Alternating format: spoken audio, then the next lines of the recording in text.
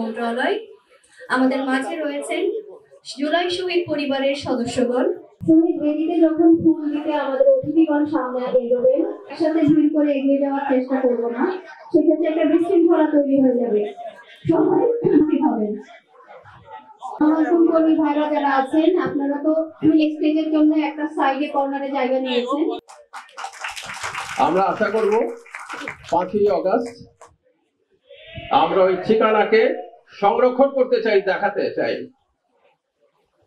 আমি এই ব্যাপারে আবার গণপূর্ত যে এত বড় স্যাক্রিফাইস করেছে সেটার স্মরণে আজকে আমরা এখানে জুলাই উদযাপনের প্রথম যাত্রাটা আনুষ্ঠানিকভাবে বছর জুলাইয়ের আমরা 36টা দিনের প্রোগ্রাম নিয়েছি। আজকে 14 তারিখ, এই দিনে যারা শহীদ হয়েছিলেন তাদের মনে সবসময় একটা আরতি থাকে, একটা প্রয়োজন থাকে। এত বড় গণহত্যা হলো, এত বড় মানবতা বিরোধী অপরাধ হলো, এমন ভাবে আমাদের লোকদেরকে হত্যা করা হলো।